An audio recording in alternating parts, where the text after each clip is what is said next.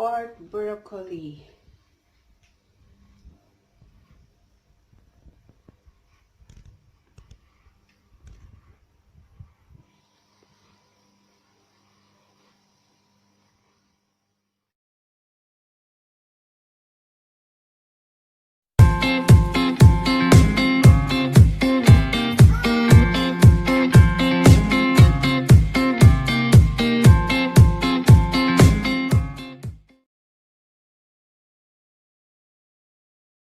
First, we will chop our ingredients.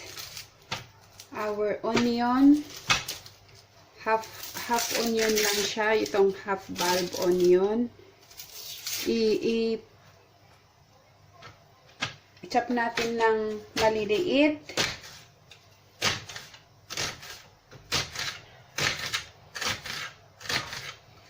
Ayan.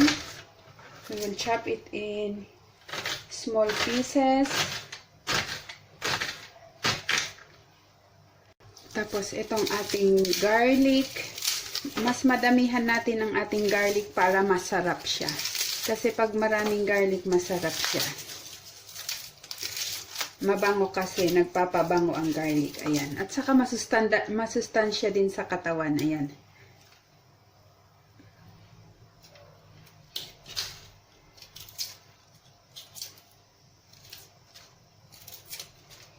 Yan, lilisin lang natin. Tapos, i-chop din natin ng maliliit.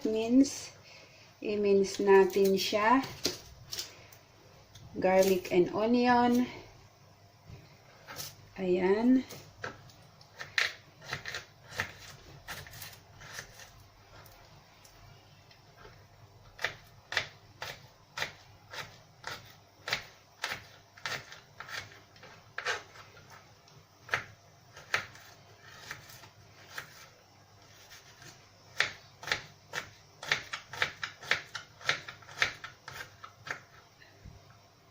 At saka ang sunod, i-chop din natin ang ating parsley.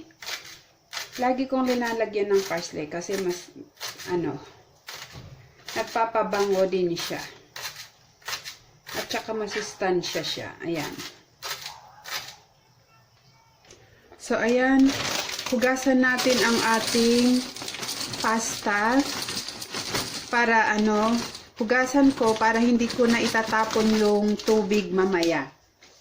Wala nang tubig, wala nang tapon-tapon para malasa siya. Ayan.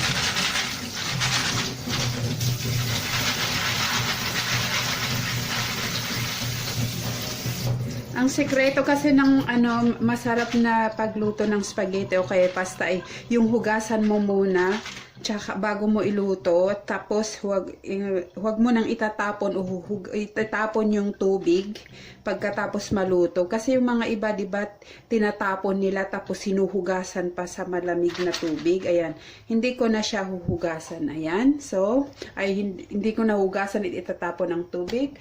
So, ito na siya. Ayan, at lagyan ko to ng olive oil.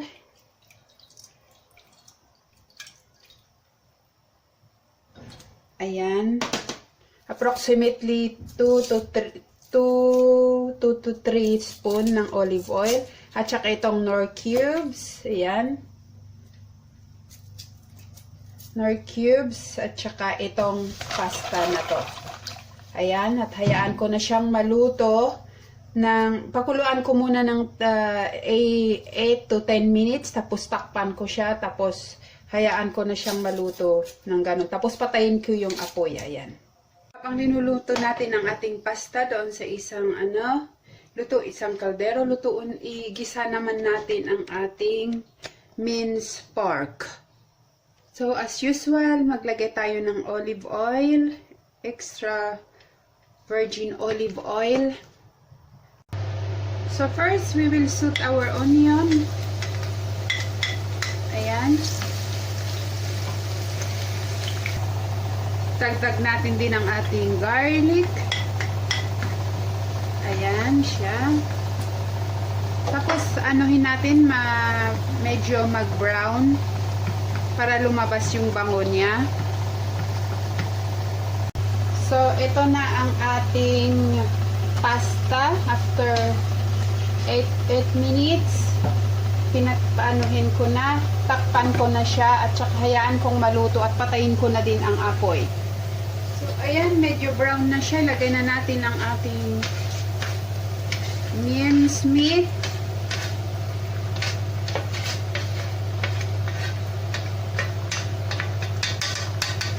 Ayan. Tapos lutuin muna natin siya. Lagay na natin ang ating parsley.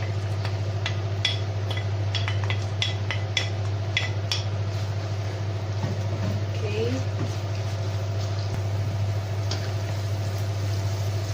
So, ayan. Ilagay na natin ang ating mushroom. Ayan.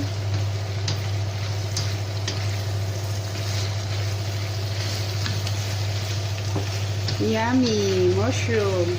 Paborito ko ang mushroom. Masarap kasi siya.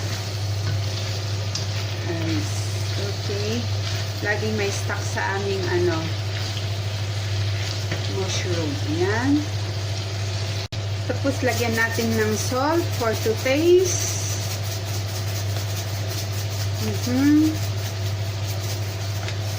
At saka itong powdered paper. Ayan.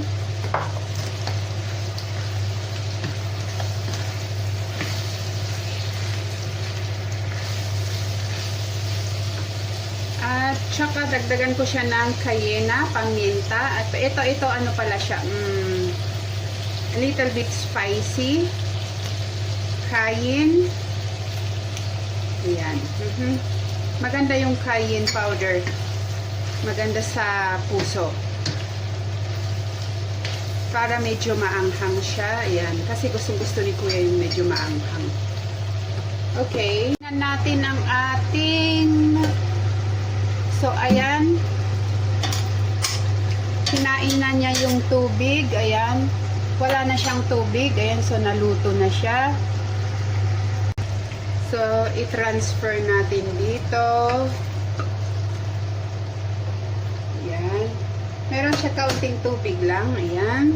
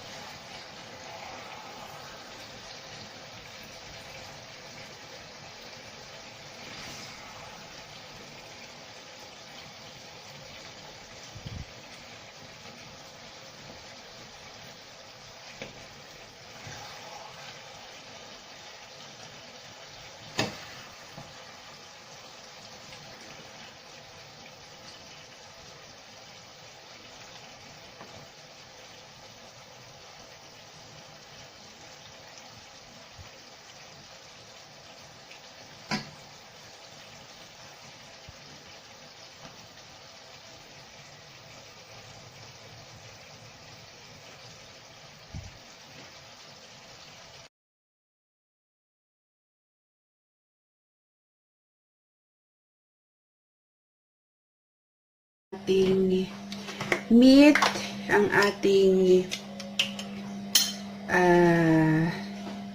pork, lagyan natin ng asin. Yan.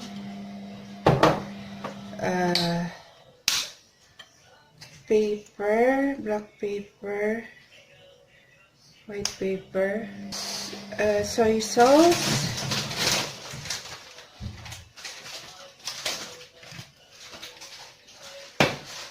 and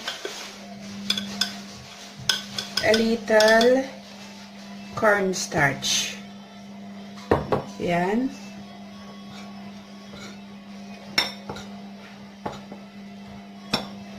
i-marinate natin muna siya ng 10 to 20 minutes.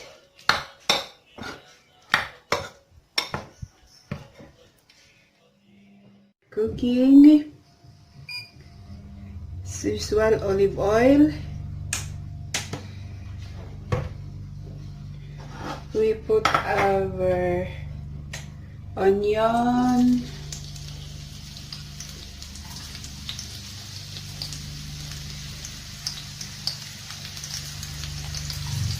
Then we soak first for 2 to 3 minutes.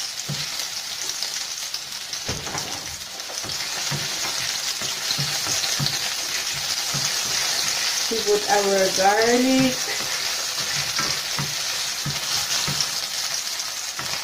That's it. We put egg saucepan.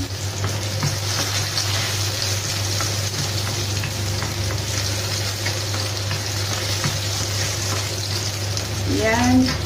And now we put our marinated pork.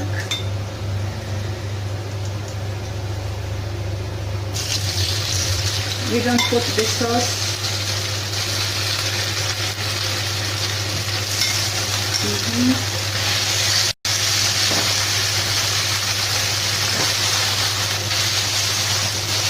I add also a little wine here. The marination.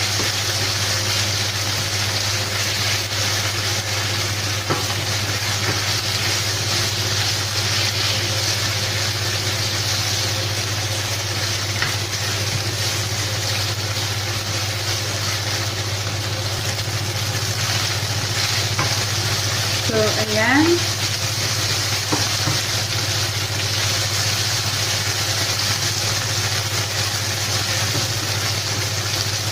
Okay.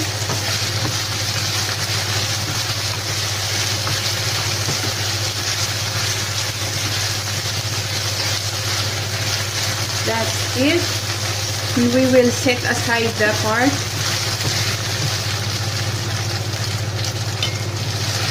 We will take it and set aside.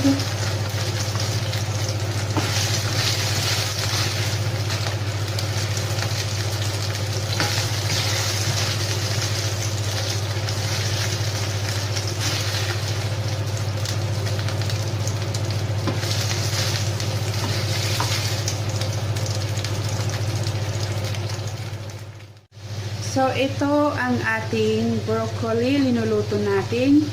Ginisa ko lang ang onion, garlic, yan. Tsaka linagyan ko ng carrots. Tsaka linagyan ko ng paper, black paper, salt, a little water. Yan. So, ano natin, takpan natin para maluto siya ng kaunti. That's it. Okay. Ito na siya. So, ilagay natin yung natitira nating marination kanina na tubig niya kanina. Yan.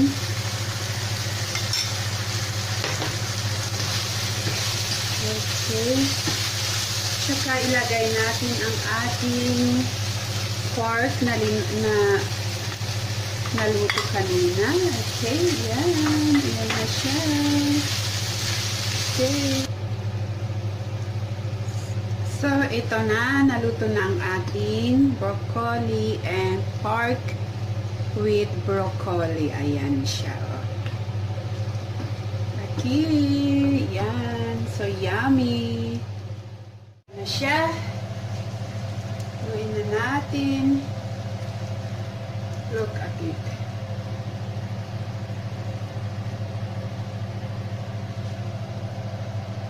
O, diba? Masarap.